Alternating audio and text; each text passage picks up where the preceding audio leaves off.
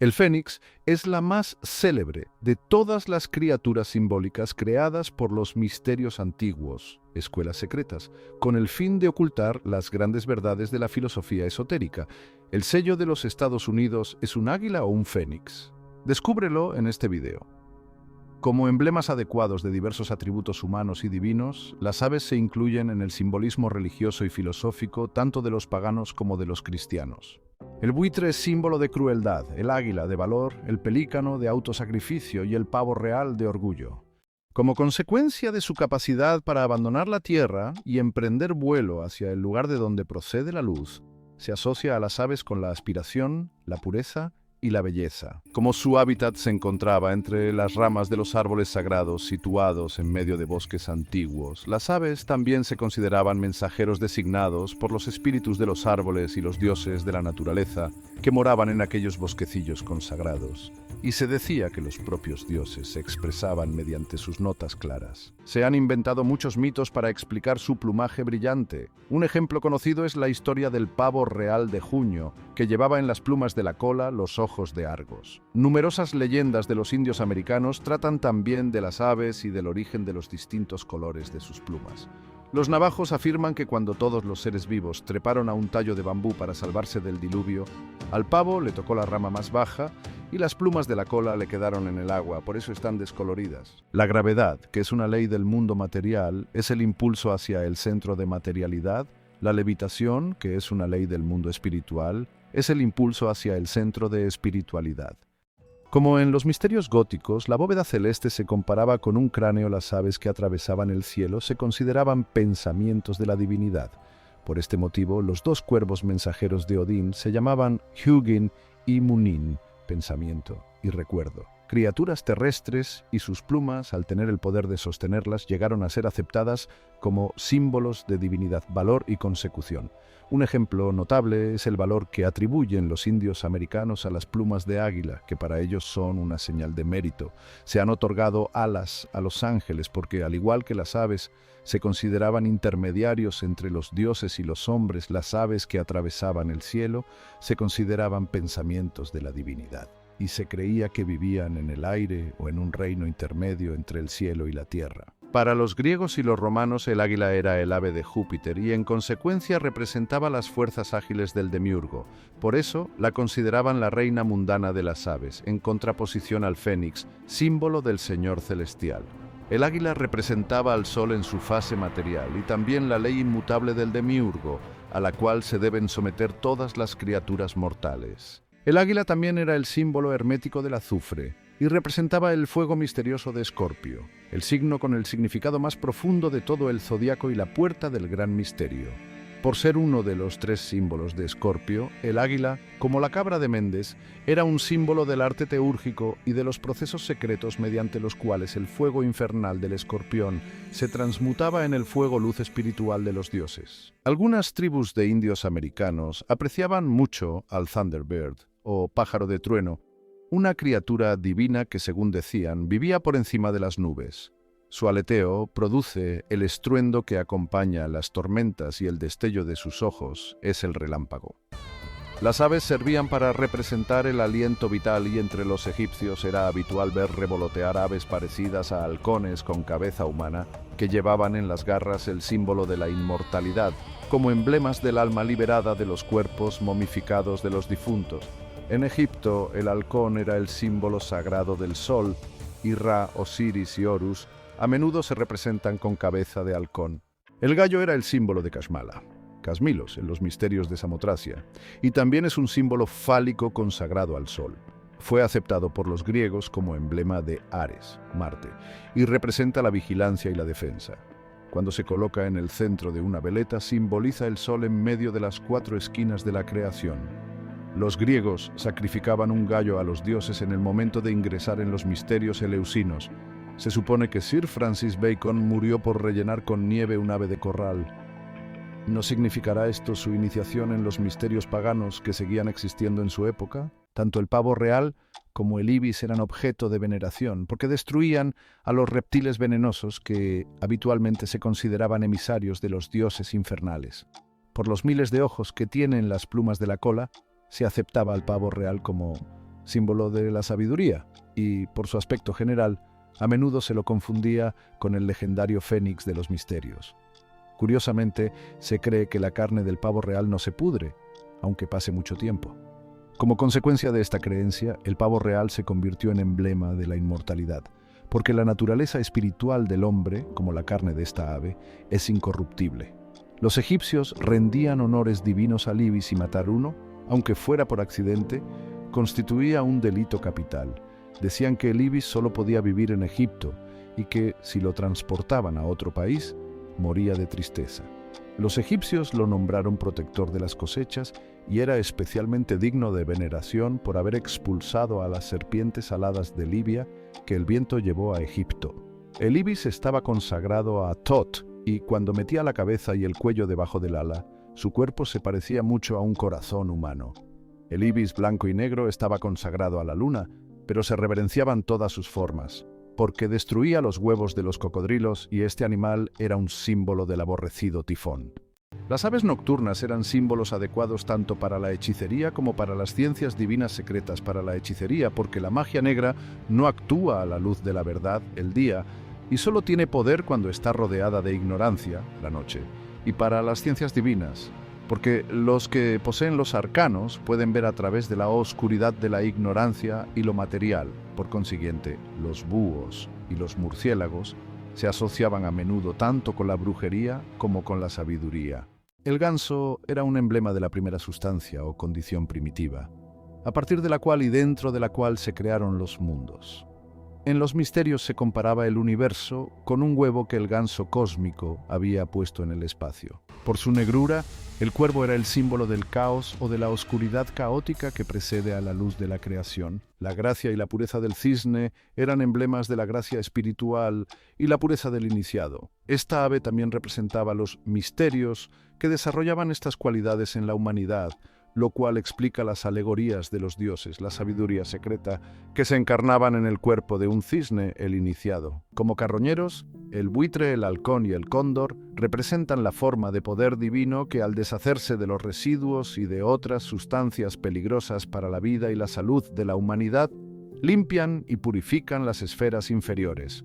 Por consiguiente, estas aves se adoptaron como símbolos de los procesos de desintegración que acaban bien, aunque aparentemente estén destruyendo, a pesar de que en algunas religiones tienen, equivocadamente, fama de malignas. Se veneraban aves como los loros y los cuervos, porque por su capacidad para imitar la voz humana, se consideraban vínculos entre el reino humano y el animal.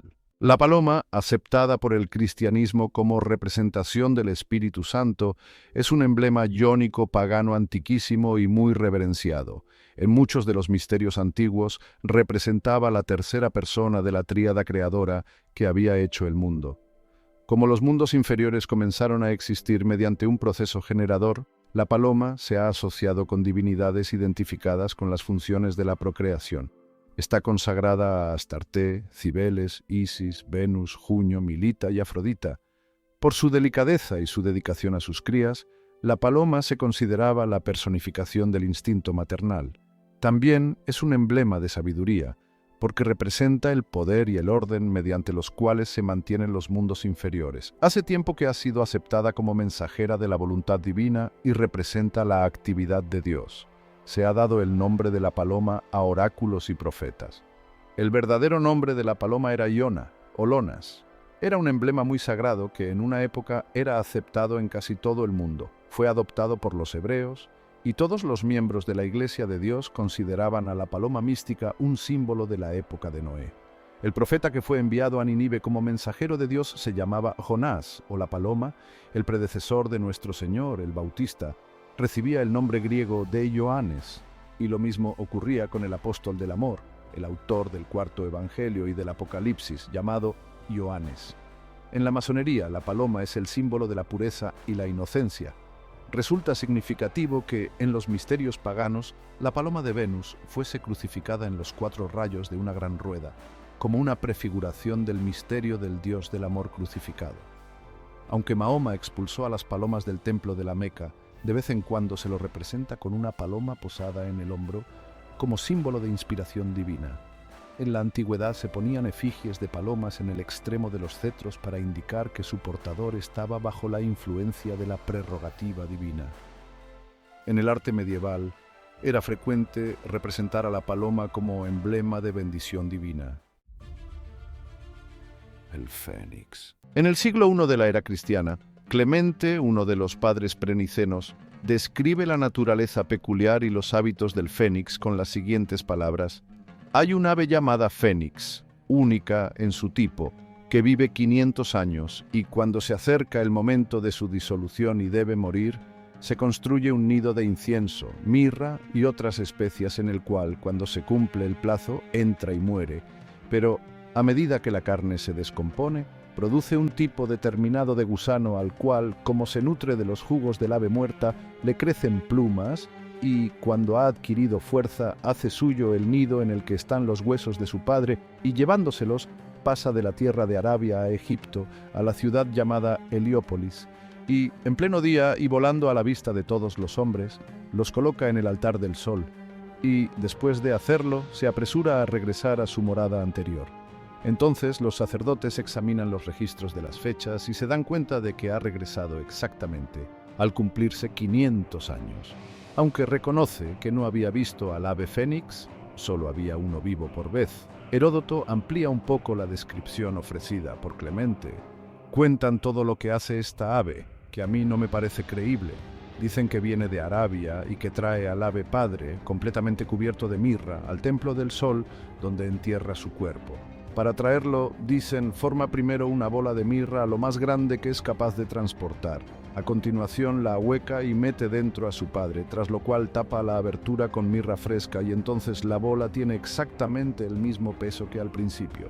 Entonces la lleva a Egipto toda cubierta como ya he dicho y la deposita en el templo del sol. Esta es la historia que cuentan sobre lo que hace esta ave.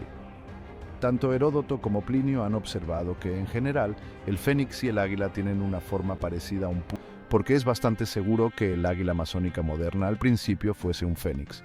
Se dice que el cuerpo del fénix estaba cubierto de plumas moradas brillantes, mientras que las plumas largas de la cola eran alternativamente azules y rojas. La cabeza era de color claro y llevaba un collar de plumas doradas. En la parte posterior de la cabeza tenía un penacho de plumas muy peculiar, que resultaba bastante evidente, aunque la mayoría de los escritores y los simbolistas lo han pasado por alto. El fénix se consideraba consagrado al sol, y la duración de su vida, entre 500 y 1000 años, se tomaba como referencia para medir el movimiento de los cuerpos celestes y también los ciclos temporales utilizados en los misterios para indicar los periodos de existencia. Se desconoce su alimentación. Algunos autores dicen que subsistía de la atmósfera y otros que comía en raras ocasiones, pero jamás en presencia del hombre. Los masones modernos deberían darse cuenta de su especial significación masónica, porque se dice que el ave usaba ramitas de acacia para construirse el nido. El fénix, el mitológico roe persa, es también el nombre de una constelación austral y por consiguiente tiene importancia tanto astronómica como astrológica. Con toda probabilidad era el cisne de los griegos, el águila de los romanos y el pavo real del lejano oriente. Para los místicos antiguos era un símbolo muy apropiado de la inmortalidad del alma humana, porque así como el fénix renacía de su propia naturaleza muerta 7 veces 7, la naturaleza espiritual del hombre resucita triunfalmente una y otra vez de su cadáver físico. Para los herméticos medievales, el fénix era un símbolo de la consecución de la transmutación alquímica, un proceso equivalente a la regeneración humana. También se daba el nombre de fénix a una de las fórmulas alquímicas secretas. El conocido pelícano del grado Rosacruz que daba de comer a sus crías de su propio pecho es, en realidad, un fénix. Para confirmarlo, basta con observar la cabeza del ave. Le falta la deslucida parte inferior del pico y la cabeza del fénix se parece mucho más a la del águila que a la del pelícano. En los misterios era habitual llamar a los iniciados fénix u hombre renacido, porque, así como el nacimiento físico proporciona al hombre la conciencia del mundo físico, el neófito, después de pasar 9 grados en el vientre de los misterios, nacía a una conciencia del mundo espiritual.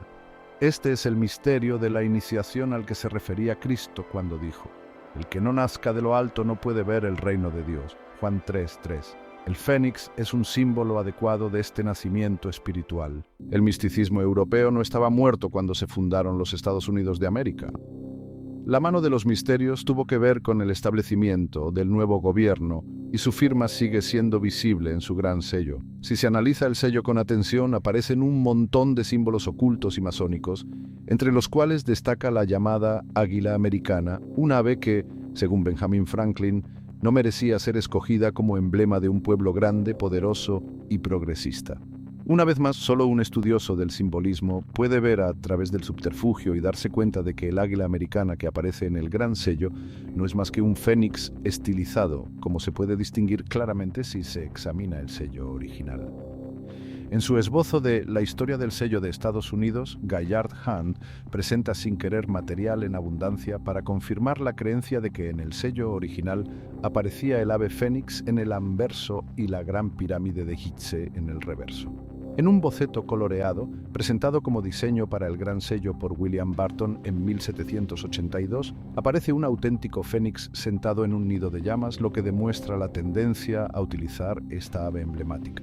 Si alguien duda de la presencia de influencias masónicas y ocultas en la época en la que se diseñó el gran sello, debería prestar atención a los comentarios del profesor de Harvard Charles Eliot Norton que, acerca de la pirámide inacabada y el ojo que todo lo ve que adornaban el reverso del sello, escribió lo siguiente: parece casi imposible dar un tratamiento adecuado al emblema adoptado por el Congreso. Aunque el diseñador le dé un tratamiento artístico, nunca dejará de ser un emblema feo de una fraternidad masónica. El águila de Napoleón y la de César y el águila zodiacal de Escorpio, en realidad, son fénix, porque esta ave, y no el águila, es el símbolo de la victoria y el logro espiritual. La masonería estará en condiciones de resolver muchos de los secretos de su doctrina esotérica cuando se dé cuenta de que tanto sus águilas de una cabeza como las de dos son fénix, y que para todos los iniciados y los filósofos, el fénix es el símbolo de la transmutación y la regeneración de la energía creativa, lo que comúnmente se denomina el cumplimiento de la gran obra. El fénix bicéfalo es el prototipo del hombre andrógino porque, según las enseñanzas secretas, llegará un momento en el que el cuerpo humano tendrá dos médulas espinales, mediante las cuales se mantendrá en el cuerpo el equilibrio vibratorio. Aparte de ser masones, muchos de los fundadores del gobierno de Estados Unidos recibieron ayuda de un órgano secreto y venerable que existía en Europa, que los ayudó a crear aquel país para un fin determinado que solo conocían unos pocos iniciados. El gran sello es la firma de aquel órgano exaltado, invisible y en su mayor parte desconocido, y la pirámide inacabada que aparece en el reverso es un tablero de dibujo que establece de forma simbólica la tarea a la cual se ha dedicado el gobierno de Estados Unidos desde el primer día.